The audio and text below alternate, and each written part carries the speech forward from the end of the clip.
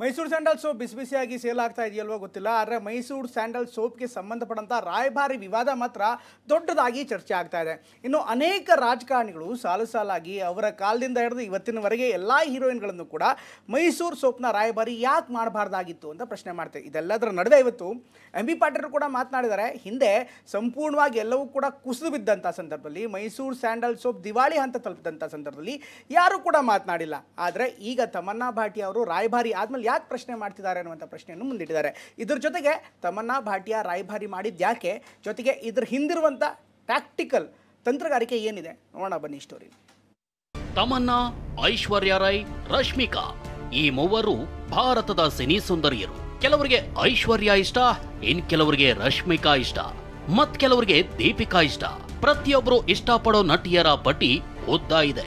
ಇದೀಗ Mysuru sandal soap ಜಾಹೀರಾತಿಗೆ ನಟಿ ತಮನ್ನಾಳನ್ನ ಕರ್ತಂದಿದ್ದೇ ತಡ ಪ್ರತಿಯೊಬ್ಬರು ತಮ್ಮ ಫೇವರೇಟ್ ನಟಿಯರ ಹೆಸರೇಳಿ ಸಮಾಧಾನ ಪಟ್ಕೊಳ್ತಿದ್ದಾರೆ.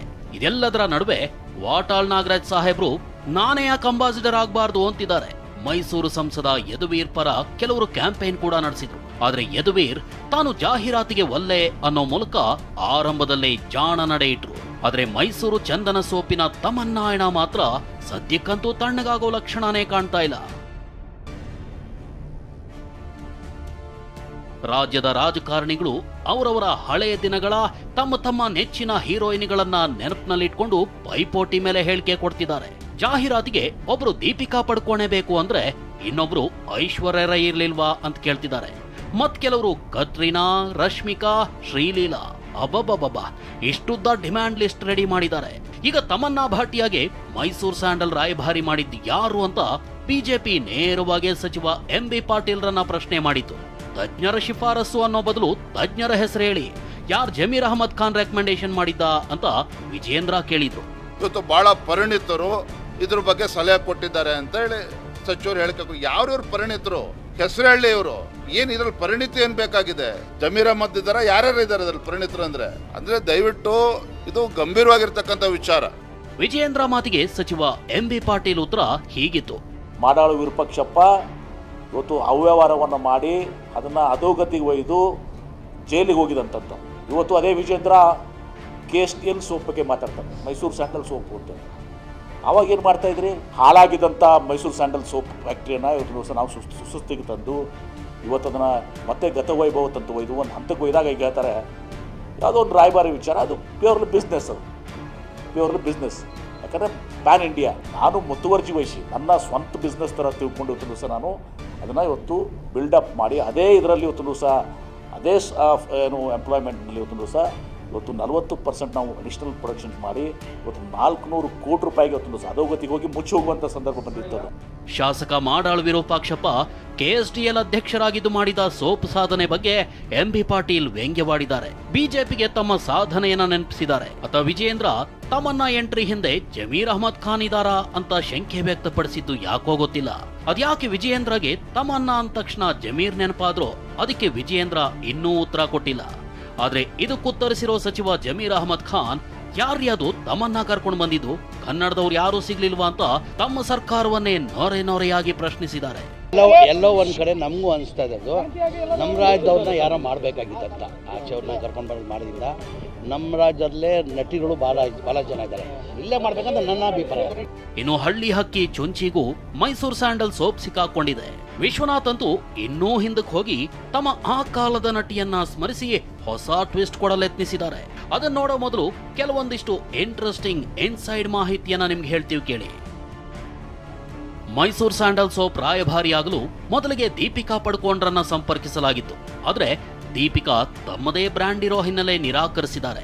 ಬಳಿಕ ಕಟ್ರೀನಾ ಹಾಗೂ ರಶ್ಮಿಕಾರನ್ನ ಸಂಪರ್ಕಿಸಿದಾಗ ಈ ನಟಿಮಣಿಯರು ಬೇರೆ ಸಂಸ್ಥೆ ಜೊತೆಗೆ ಟೈಅಪ್ ಇದೆ ಅಂದಿದಾರಂತೆ.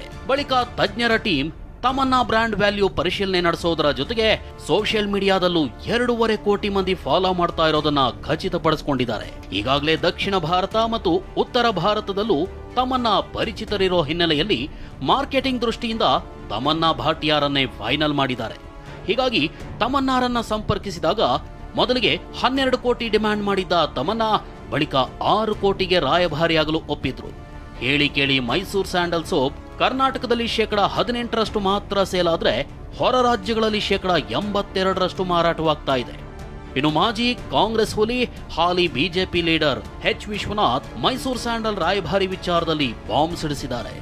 6 ಕೋಟಿ ತಮನ್ನ ಕೊಡ್ತೀವಿ ಅಂತ ಹೇಳಿ 4 ಕೋಟಿ ಸೋಪ್ ಸಂಸ್ಥೆನೇ ತಿಂದುಬಿಟ್ಟಿದೆ ಅಂದಿದ್ದಾರೆ. ಈ ಬಾಂಬ್ ಸಿಡಿಸಿ ಇನ್ನೂ ಹಿಂದೆ ಹಾರಿರೋ ಹಳ್ಳಿ ಹಕ್ಕಿ ಕರ್ನಾಟಕದವರೇ ಸಿಕ್ಕಾಪಟ್ಟೆ ನಟಿಯರಿರುವಾಗ ಹೊರಗಡೆಯವರು ಯಾಕೆ ಅಂದಿದ್ದಾರೆ. ನಮ್ಮ ತುಳುನಾಡಿನ ಐಶ್ವರ್ಯ ರೈರನ್ನ ಯಾಕೆ ಮಾಡಿಲ್ಲ ಅಂತ ಹಕ್ಕೊತ್ತಾಯ ಮಂಡಿಸಿದ್ದಾರೆ. ಒಂದು ಕಾಲದ ಕರ್ನಾಟಕ ಕ್ರಶ್ ಬಗ್ಗೆನೂ ಬ್ಯಾಟ್ ಬೀಸಿದ್ದಾರೆ.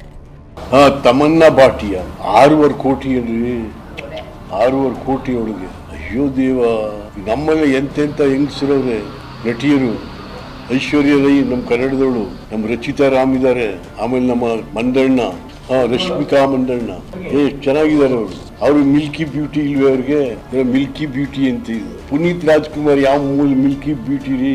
ಪಾಪ ಪುಣ್ಯಾತ್ಮ KMFಗೆ ₹1 ತಗೊಳ್ದೇನೆ ಅವರು ಬ್ರ್ಯಾಂಡ್ ಅಂಬಾಸಿಡರ್ ಆಗಿ ಮಾಡಿ ಈಗಲೇ ರಾಜ್ಕುಮಾರ್ ಫ್ಯಾಮಿಲಿ ಶಿವರಾಜ್ ಕುಮಾರ್ಗೆ ಕೊಡಿ. ಹೀಗೆ 6.5 ಕೋಟಿ ಯಾರಿಗೆ ಗೊತ್ತಾಗಿದ್ದೇನಪ್ಪ ಅಂದರೆ ಅವ ಅಮ್ಮನಿಗೆ 2 ಕೋಟಿ ಅಂತೆ, ಅತ್ತಾಗಿತ್ತವ್ರು ಇರೋರಿಗೆ 4 ಕೋಟಿ ಅಂತೆ.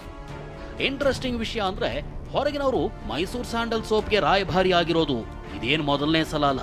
ಈ ಹಿಂದೆ ಮಹೇಂದ್ರ ಸಿಂಗ್ ಧೋನಿ ಮೈಸೂರು ಸ್ಯಾಂಡಲ್ ಸೋಪ್ಗೆ ಅಂಬಾಸಿಡರ್ ಆಗಿದ್ರು. ಮಹಾಭಾರತ ಧಾರಾವಾಹಿಯಲ್ಲಿ ದ್ರೌಪದಿ ಪಾತ್ರ ನಿರ್ವಹಿಸಿದ್ದ ರೂಪಾ ಗಂಗೂಲಿ ಮೈಸೂರು ಸ್ಯಾಂಡಲ್ ಸೋಪ್ ಹಿಡಿದು ಮಿಂಚಿದ್ರು. ಈಗ ತಮನ್ನ ಹೆಸರು ಘೋಷಣೆ ಆಗ್ತಿದ್ದಂತೆ ಮೈಸೂರು ಸ್ಯಾಂಡಲ್ ಸೋಪ್ ಬಗ್ಗೆ ರಮ್ಯಾ, ರಾಗಿಣಿ ಮಾತನಾಡ್ತಿದ್ದಾರೆ. ರಾಜಕಾರಣಿಗಳು ಕೂಡ ತಮ್ಮದು ಒಂದಷ್ಟಿರ್ಲಿ ಅಂತ ಅವರವರ ಭಕುತಿಗೆ ಭಾವಕ್ಕೆ ತಕ್ಕ ಹಾಗೆ ಮಾತನಾಡ್ತಿದ್ದಾರೆ. ಸೋಷಿಯಲ್ ಮೀಡಿಯಾದಲ್ಲಿ ಟಿವಿ ಚಾನೆಲ್ಗಳಲ್ಲೂ ತಮನ್ನ ಆಯ್ಕೆ ವಿವಾದ ನೊರೆಯಾಗಿ ಹರಡ್ತಾ ಇದೆ. ಇದರಿಂದ ಮೈಸೂರು ಸ್ಯಾಂಡಲ್ ಸಂಸ್ಥೆಯ ಉದ್ಧಾರ ಬಯಸೋ ಮಂದಿಯೆಲ್ಲ ಸೋಪ್ಗೆ ಬಿಟ್ಟಿ ಪ್ರಚಾರ ಸಿಗ್ತಾ ಇದೆ ಅಂತ ಖುಷಿಯಾಗಿದ್ದಾರೆ. Bureau report, TV9.